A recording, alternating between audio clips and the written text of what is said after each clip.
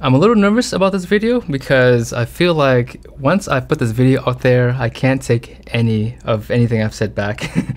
This right here is roughly half of the knives that are still in my private collection, and I hate to say this, but I'm gonna sell everything. Everything. I removed about half of the knives that I brought out because a lot of them were actually duplicates. Yes, every single knife that you guys see on my channel, well, I would say almost every single knife has a duplicate. I typically at least buy 2 of every copy that I review. One to keep here in studio for the photos and the nice shiny stuff, and then one to use at home. And anyways, most of them now are here in the studio and they're sitting on the shelf. So everything that I show you guys here, there's usually about 2 of them. So I know it's pretty bad. I'm sorry about that. So long story short, I'm going to be auctioning all these knives off for $1 starting price, and I don't really care what they sell at to my Patreon supporters. So this is my way of saying thank you to my Patreon supporters. And if you guys want to know the real reason, the absolute ultimate reason why I'm selling everything, including all of my camera gear, go to the last 5 or 10 minutes of the video. You guys can see exactly why I'm selling everything. And for those who don't care to know why I'm selling everything, I'll post a link in the video description to my Patreon to where you can find these knives for auction when they're ready. I'll give you like a 20-second, 30-second intro to every knife because we've got so many here. This won't be a review for any of the knives. I'll just give you guys the kind of backstories of why I have them, why they're special, and that will be it. I'm not going to put this on the overhead because it's just of these syringes of diamond compound that I've just finished formulating. They're on sale right now on my e-store. I'll post a link in the video description. These are the initial samples. This is 1 box. I've got 2 boxes full of this stuff. I don't know what to do with them. I don't want to keep them. I know a lot of you guys said you wanted to buy these samples, so I'll post these for sale. Probably the same way as these knives as well. I don't really know yet. So I have to sort them out to see which ones are actually viable that can be used. Some of them are actually so thick that if it's cold out, they become like ice and you can't really use it. All right, so where do we start? Ooh, boy. Okay, let's start. Okay, so let's start here. This is a beautiful 240mm blade by Kohetsu. And I actually bought this because I was going to throw a handle in it, some ebony handles that I've been just testing with and kind of teaching myself how to rehandle knives better. And this knife here, as soon as I rehandle it, this will be up for auction. The blade alone retails for about $200. Ah, here we go. This is a beautiful knife by Torjiro. If you guys recall, I did a full restoration on this knife. It had a rusted handle and there was rust all over the blade. And yeah, I kind of pulled all that off and I haven't had a chance to do anything with it. I've used it once in the kitchen. It cuts pretty nicely, but it still has that beautiful rustic, look to it. Nice rustic flair to it. And it's got a beautiful ebony handle with the black buffalo front and the end cap, or the ferrule and the end cap. All right, this is another Torjiro. This is one of their handmade. This knife has been in my collection now for about a year, and it's a gorgeous blade, beautiful nakiri by Torjiro. And I haven't had a chance to use it much. I've used it a few times. Obviously, you can tell by the patina formation here. But a very, very nice knife, beautiful grind, and just a really, really well put together knife. This beautiful little petty here is a gift to me from Doi-san over Sakai Takayuki. So I will work on this blade soon. This was a gift from Doi-san. It's a very special knife. This will most likely go into my kitchen, but there's a slight chance that I'll do the auction and raise some money for some charities. Yes, this is a beautiful honyaki made by Doi-san as well. Gorgeous, gorgeous honyaki. Yeah. So this will probably go into my kitchen for a little while, but yeah, this will be available at some point. All right, so this is a beautiful little Torjiro. This is one of the more cost-effective Yanagibas you can purchase. I think the retail price of this knife was only like $75 or $80, but a great little knife. I've used it a number of times in my kitchen, done a bunch of sharpening with it. So I will plan to restore this. I'm going to restore the handle, give it a brand new handle, maybe an ebony handle, and I'll bring some shine back to this blade. And yeah, so once that's done, I will auction this off as well. All right, this knife, I'm really looking forward to this restoration. Or I can't even call it a restoration because it's never been a proper knife. This is, again, kind of like the other petty, a raw blank, more or less. It's got an initial grind on it with a shinogi line, but not a very defined shinogi line. I will turn this knife into a beautiful masterpiece at some point. And once it's done, yeah, it'll be auctioned off. Or it may go into my kitchen for a little while. But yeah, gorgeous, gorgeous template right here. I can just see the potential of this blade. Masamoto Gs.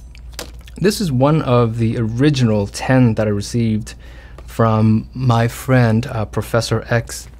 So I've got about 5 of them left, and they're all in great condition. I've only used them for sharpening demos here in my studio and for my YouTube videos, but they have not been in my kitchen, so they still have that finish that they all come with. You know, that I think Tsubaki oil. But yeah, this is a great knife. It's one of the most sought after knives. Still one of the most sought after knives in the culinary world. A Saji. This is a beautiful, beautiful, beautiful knife. So this one here is the 210, and it's got the black oxide finish by Saji, and the ironwood handle. Really comfortable handle. So well done. And I absolutely love Saji knives. I just pulled the box, like 4 of them out. They're versions of this one. I also have a Kurosaki that I'll be using in my home permanently for a while. It's a 210 version of this knife in the Kurosaki profile, but same oxide finish. I really like this finish, very rustic, and just a gorgeous, just an absolutely gorgeous knife. So anyways, I bought 4 of them. I bought 2 of these with the 210 and 240, and then I got the Kurosaki in the 210 and 240. So I know it's a little excessive, but I have always been a huge fan of Saji's knives. Oh, look at this beauty. This is an absolute beast of a knife. So this is a 300 millimeter Tsuchihiki by Saji, and it's just an absolute beauty. It's got this really cool kind of squared off hammering marks on the profile. It gives it a really interesting kind of a 3-dimensional look to the blade. The hammer marks in this knife is something you really don't see on any other knife. And it's got the staghorn handle, very strong, very rare handle. They don't make many of these handles here. But yeah, this is definitely a collector's piece, and someone will absolutely love this knife. All right, so this next one here is this is by Kawamura, an absolute gorgeous 240 millimeter Kyoto. And Kawamura, they make some of the absolute most beautiful Damascus cladding, and the fit and finish of their knives are masterclass. There's absolutely nothing wrong with this blade right here. So this blade, I bought 2 of them because I fell in love with their knives. And yeah, so anyways, it's a little excessive. Craftsmanship is second to none. And a beautiful ebony handle with a red ring and a black buffalo horn ferrule. All right, we have, this is the Masamoto Vg210. Believe it or not, this is actually, I think, one of, if not the first knife I bought for perfection when I started this channel. And you know, it's a knife that, again, it doesn't outperform any of my top picks now, but still a very good knife. And it's a knife that I just can't get rid of. But I'm forcing myself to sell it. It's a great knife, really good knife, and many people who love it. I mean, everyone who's used one of these knives love them. But yeah, it's one of those knives that have been in my collection for a long time, and it would be better served being used in somebody else's kitchen. Okay, so this here is a Sukanari, and this is a ZDP 189. You can see right there. This knife right here retails for about $650 or so. This imperfection, it's literally about, you can just feel it, and I don't know if you can even see it on camera, but that little mark, right there, they chose to not give this knife the stamp of approval with the etching of the Sukanari name. This knife here has gone through 100% of the production process and the polishing. It's just missing the last mark, the etching of the hand engraving of the logo. Okay, so this here is a Konosuke Gs Plus. Beautiful 240 millimeter. Stainless steel, heat treated to about 62. Very nice handle. Just an overall really good knife. I don't use it enough to justify keeping it. I did use it a number of times in my home. Cuts nice and well, really light, a fairly thin spine as well. It's about 2.2 thickness on the spine. Great fit and finish overall. So here is another copy, or my clean copy of the Tosa made. Yeah, so it's made by a company called Homamon. But great knife. This is actually one of my top picks for $120. I bought this on Amazon, believe it or not. This is this knife here actually went back on sale on Amazon after years of it just being gone. So a great knife. Pretty sure this is using Bluetooth steel. Heat treated to about 62, maybe even 63. A really good work knife. So we have a Kurosaki. This is a 5.5, roughly 5.5 or 6-inch Santoku. And this knife is great. This has got the fuin finish, with the wind finish. I mean, this is just a beauty of a knife. I wanted to get my wife using, artisan crafted knives, and she loves this knife. She said it was too sharp for her. So, but she likes the smaller knives, and this was my knife that I bought for her. And she enjoyed using it, but she enjoys using petties and paring knives a bit more. Look at this beauty right here. This is a beefy knife. I promise you, this is probably one of the tallest 240 millimeter Gyotos you'll ever see. This is made by Kamo-san. Kamo is one of the masters in Ichizen. He works out of the Takufu Knife Village. Black oxide finish, just absolutely stunning knife. And again, just super beefy. I mean, this is a real workhorse right here. This knife here I purchased when I was traveling back in Japan last year. Oh dear. Oh my goodness. Look at this knife here. Oh. Okay, so I'm really conflicted about this knife. I love this knife. There's only 2 available when I bought it. So a couple things why this knife is so special, or really a few things why this knife is so special. So this knife is made by Sadao Nishihara, who is now retired. This was one of the last knives. This was actually the last batch of knives that he worked on. One of the most comfortable handles I have ever used on a Japanese knife. The cladding is 69 layers over an SG2 core seal. Again, heat treated to 63, 64. It's got the black Damascus cladding, which is something you don't really see very often. Most of the time when you see Damascus cladding, it's high polish. So this is one of the very rare black oxide Damascus cladding made by Kato-san with the Sadao Nishihara handles. Again, there were only 2 purples available when I bought them. Just an absolute gorgeous 240 millimeter knife. If I had to pick a perfect knife, this would come pretty darn close to it. I don't think there's anything wrong with this knife. I don't think you can get any better of a knife. So I'm slightly conflicted about this knife. I tell myself every single time I think about the subject of this knife I'll keep, but I may really end up selling this knife. Look at that. This Aogami Super is made by Ikeda-san in Ichizen over at Takufu.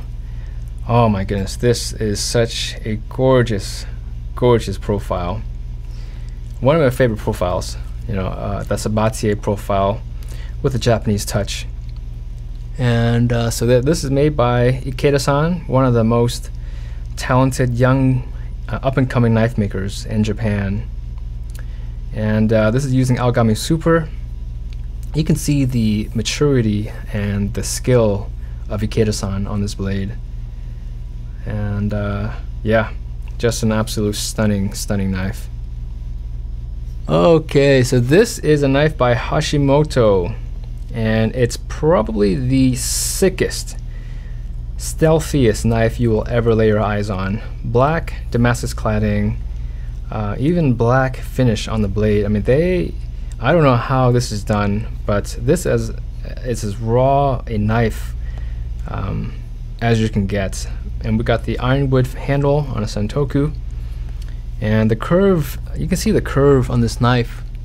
So you can see here there's curve on the handle, and there's also a matching curve on the blade. It's just one of those knives where you cannot You cannot believe knives can look this good. This is actually made, this is the Enzo, and this is a prototype. This is the only knife in its existence with this two-tone orange brown micarta handle. This is actually on the Enzo line, so this got the 101 layers of Damascus cladding.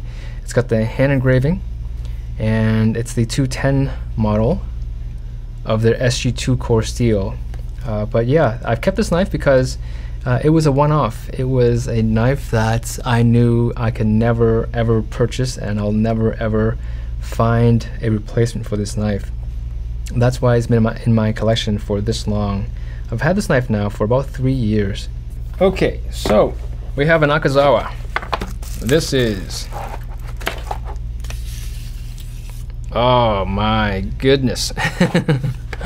Oh, I love this knife. This is a Tsurugi Yanagiba by Akazawa, by Kenichi, Saraki. An absolute stunning knife. It's a Vg210, and just I want to say it's a 300mm blade. I'm actually going to take this knife back into my home before I sell it, because I really enjoy using this knife, and I only use it maybe once or twice a month. So you know, it's a knife that I should use and enjoy a little more before I let it go. So it's going back into my home. This will be sold towards the end of the year, or early next year, we'll see. But yeah, just an absolute stunning knife.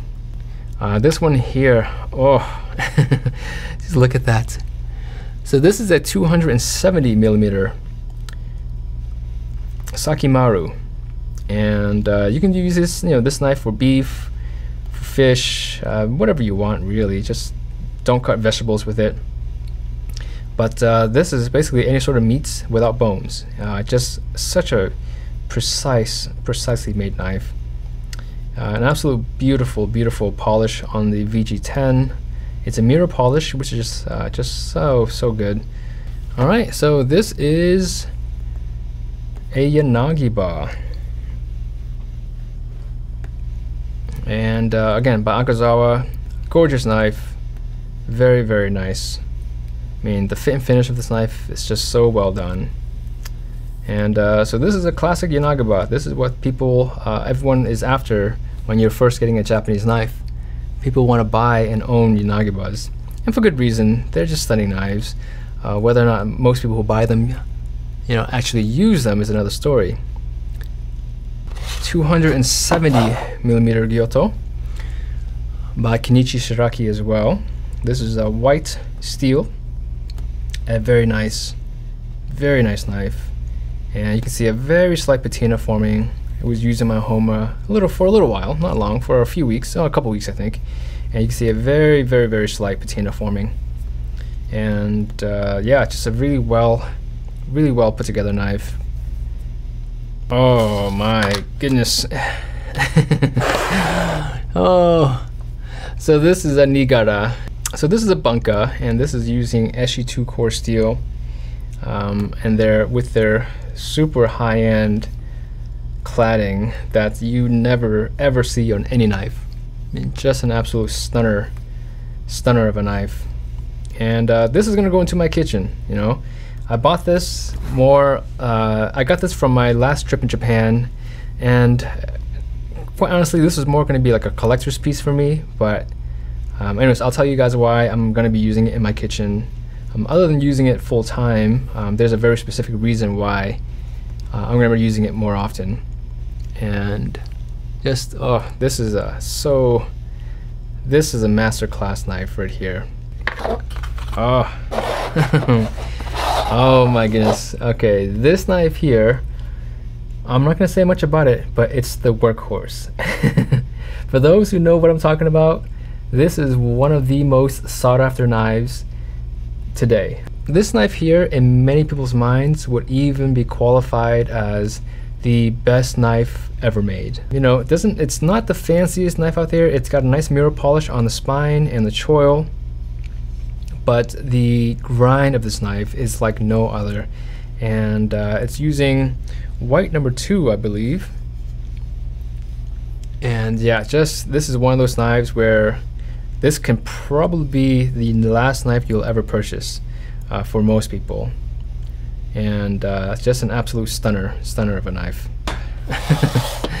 Look at this beautiful knife here. This is by Kurosaki. And this is a 240 with the R2 core steel. I mean, his finishing of his knives are like no other knives out there. This guy, he's a young master at this point, and definitely one of the most prolific knife makers today. And yeah, it's just such a gorgeous knife. Oh. So this is the Vg210 Fuin version of the Santoku, and again, gorgeous knife. I mean, I just love his knives. They are like, you know, they're fully functional, but they're also beautiful, crafted masterpieces, artistic. I mean, they are just so well put together. Aha, this is the Sintan Chao Ao. This is one of the best performing knives I have used in my kitchen, and definitely on the rope test. For those who've been a part of my channel for at least a couple, I guess it's been 2 or 3 years now, this was the knife that gave me carpal tunnel. Or yeah, carpal tunnel. This was the knife that actually retired the rope cut test on my channel, and I may bring it back. I have recovered some from the nerve injuries this knife gave me, and I love this knife. This knife here, heat treated to a 65 Agami Super. Oh my goodness. Look at that. Oh, so this is one of my favorite knives in my collection. It's not the most expensive knife by any means, and it's just made by one of the most respected knife makers in my book. This is made by Onryu, and the saddest thing about this knife is that you won't be seeing many of these knives around anymore. Onryu is in his late 70s. He may even be 80 this year, but this knife here is just an example of how far of a craftsman he's become. I mean, he is definitely one of the best living masters of today. This is a knife by Kato-san. In fact, yeah, so look at this beautiful knife. So this is an R2 SG2 core steel with a Tsuchime cladding, Tsuchime hammer finish, and the ironwood handle made by Sadao Nishihara. There is only 200 copies of this knife ever made, and an absolute stunner of a knife.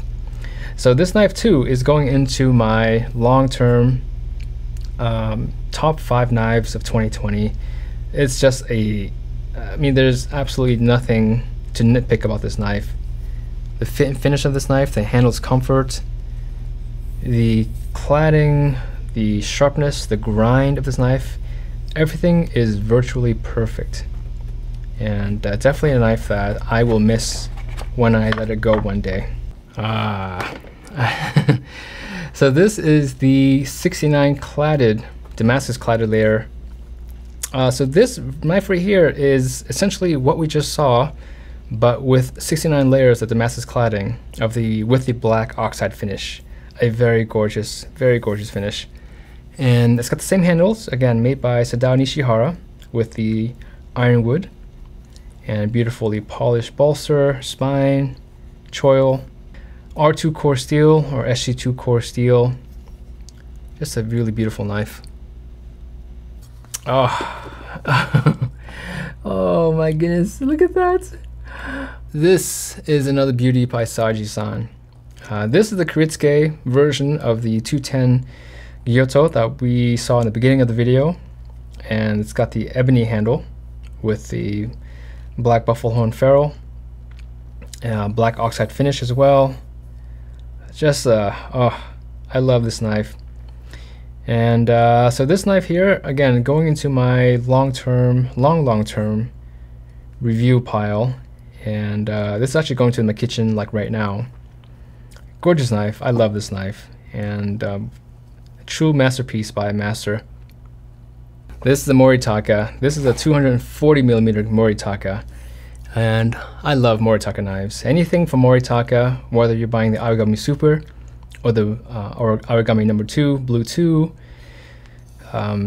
Look at their knives. Their knives are one of the most rustic and well-made knives you can purchase. Definitely very affordable. You have 700 years of katana and knife making in their knives. They know what they're doing. They don't do anything that they're not really good at. The koryochi finish that they have on their knives are found nowhere else. And this is the only finish you can get their knives in. And that's telling you something, that they're telling you that they're not trying to be anything that they're not. They are only going to put on their knives and make their knives the best way they know how to make them. And definitely fit for a samurai. So this is a 240. They also come in a 210 version of the same knife. Here's a Kurosaki. Oh. Oh my goodness. Oh, look at this beautiful knife. Look at that. Oh man. So this is a 270 using the special cobalt steel, and it's heat treated from a range of 60 to 64, but this is closer to 64 than a 60. And it's a Tsuchihiki, and it's a knife that I love. I love using Tsujihikis and Yanagibas. I just don't have a chance to use them enough because of my cooking style. But this is going back into my kitchen, and this is most likely going to stay in my kitchen for at least till the end of the year. Alright, so this is another 210mm Origami Super by Kato-san, and this has got the Nashiji finish, so very rustic, just a very handsome knife. The polishing is great, nice thick spine at the heel, well polished choil, and you have a really nice sharp edge, and just a great finish. I love this finish. It's one of my favorite finishes on a knife. Just very simple. You can still see the hammer marks from the spring hammer on this knife. Part of why I love this knife so much is you can see the work, or just handmade knives in general. You can see the work that was put into these knives, and you know, they never go away, and that's what's special about them. And another knife by Kurosaki. Oh my goodness. Look at this knife right here. Oh, this is one of my favorite knives. It's a 180 and it's a Kuritsuke.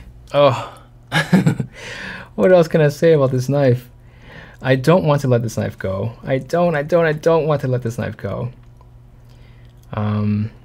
So I think this will be used, I don't know. This is one of the knives I don't want to let go. And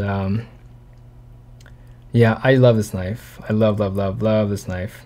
So I'm gonna think hard about this knife. This is one of the knives that I don't know yet. It's probably one of the more conflicted knives to let go of in my collection. We'll see. I don't have a replica of this knife, okay? I only got one of these knives. I don't, you know, this is one of the knives I could not get a second unit of. And so this is the only one I have. This is literally the only knife with this handle that I have. So yeah, so I don't know if I can let it go or not. So yeah, so what you guys just saw are my knives. That is my private collection. As I have mentioned, I would say at least half of these knives have duplicates and they are off the shelf. I had to pull them off, you know, before I did the introduction of these knives. And the prototypes I won't be selling. So all the prototypes from the Riki design knives, from my Sakai Takayuki to the knives I made with Torjiro, those knives will not go for sale. But everything else that you guys saw, pretty much every single one of them will be for sale via private auction throughout the rest of this year. And so now let's talk about why I'm gonna sell these knives. First off, let me just start by saying I want to thank you guys, every one of you guys who have been a part of this journey that I've been on perfection, and it has been the most incredible journey. I feel like I'm the luckiest creator alive, the luckiest man alive, because of what I've been able to do. Thank you for all of your support. And so there are a number of reasons why I'm selling everything. The first and foremost, and probably the most tangible reason, is that I am planning on writing a book about Japanese knives. I hate to say this because if I say it, I can't take it back. So that's part of why I'm saying it. It's so that I can keep myself accountable and that you guys can hold me accountable. But I do want to write a book, and should I turn this light off? Let's see. Yeah, let's turn that off. Okay. No, that light was on for the knives. Okay, so there are a few reasons why I'm selling all of my knives. And so, again, the book. Yeah, so I've done some initial calculating of what all of the traveling is going to cost between me and a crew of 2 to 3 and maybe even 4 to Japan 3 to 4 times before this book is finally published. I figure that in the course of 2021 and maybe half of 2022, I'll be traveling to Japan at least 3 to 4 times to interview artisans and to travel throughout Japan. This is a very special book because obviously it's my passion, knives and the artisans, but I really want to do something that has not been done before for these knife artisans. I can't talk about that detail, but I want to say that this book will be all about the knife artisans of Japan. And I don't plan on doing any sort of fundraiser, Kickstarter for this project, because one, I don't know if I actually can make this book happen because of COVID-19 or whatever else. So I don't want to take any money and risk not being able to complete the project and then having to, just having to deal with the negative impact that would be on all of my subscribers. So I plan on funding the entire book myself. So that's part of why I'm selling all of my knives and all of my camera gear just for this project. And so I figure I can raise half the money or so if I sell everything that I have. So it'll get me halfway there, and then throughout the next half of this year, the earnings that I get from Patreon, YouTube advertising will go towards the book. So that is the main reason why I'm selling everything in my collection. So that's, hopefully that explains why, the first part of the why. The second part, or the other part of the why, is I feel like I'm becoming, that was my knuckle, by the way. I feel like I'm becoming too much of a hoarder right now. I've always, been a very simple guy, and I still am, okay, for the most part. I don't have a lot of stuff in my possession other than things that I love the most of, so I've got my knives and my camera gear. I have great camera gear. But I feel like I'm just hoarding too much with these knives. And, when I first started buying knives, it was all about what is the best knife to use in my kitchen. And as my channel got bigger and bigger, and I was able to afford more and more knives, I started buying knives simply because I liked the way it looked. I liked the maker of a knife. And it became less about me buying knives to use in my home and more about me buying a knife to have because it was made by a maker, or because I liked the way it looked, or I like the steel of that knife. And I want to get away from that. And although I don't frown on collecting knives at all, I'm just speaking strictly for myself at this point. I want me to buy a knife, whether I buy a $100 knife or a $1,000 knife. I want to be able to use it in my home. And trust me, none of these knives have been spared for my home. I am not afraid to use any of them, but when I'm not using these knives, they're just sitting on a shelf here in my studio. And so I want all the knives I purchase, I want all the knives I own at that time to be in my knife drawer. From the pile of what you guys see here, I'm going to pick about 5 or 7 knives that are going to be in my drawer permanently between now and the end of the year, and I'll rotate a couple out as I pick up more knives.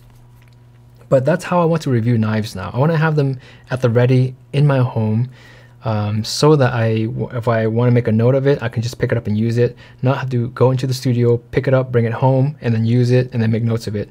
So this way, my reviews are much more in real time, and I have knives, sitting next to each other in the ready or at the ready in my home. And whenever I would travel, there, in the back of my mind, I'm always thinking, hey, are my knives going to be okay? Sure, I've got insurance for everything here in the studio, but there's just always that little inkling in the back of my mind that someone may break in, or somebody may, damage my knives, whatever it may be. Back when the knives were in the garage, that was when there's a lot of paranoia. I'm always thinking about my knives when I'm sleeping at nighttime. Will someone break into my garage and take my knives and break my cameras? And so, I want to get away from that. I just want to simplify things a little bit. So those are the main reasons why I'm getting rid of everything. And I've got my YouTube gear. I haven't shown you guys any of that yet, but I'll do a separate video of all the YouTube gear that I'm going to be selling. It's quite a lot. I've got quite a lot of gear. And again, the motivation of selling all of my YouTube gear is to raise money for this book and for the traveling, and also to simplify my production process. But for those who do want to become a part of this project, I am releasing the first 1,000 hard copies of this book, maybe even the first 1,000 signed copies of this book, to my Patreon supporters. And so if you guys want to support me there, I'd love that. But other than that, I'm not going to do a pre-sale. I'm not going to do a fundraiser for this book. This will all be funded by me. And that way I can be accountable just to myself and to those I am working with, instead of being accountable to thousands of Kickstarter supporters that I don't want the stress of. I just want to say thank you again for this amazing journey that has been happening on Perfection. And I cannot imagine what life is going to look like in a year or two, when that completion project, or the completion of the project, is almost there. But I'll be releasing small details about it as I go, and as travel is permitted, when COVID-19 is less of an issue, I will be going back to Japan, and I will be talking more about this project as time goes on. Yeah, so that will be it for this video. Thank you guys for being here, and I'll catch you in the next video.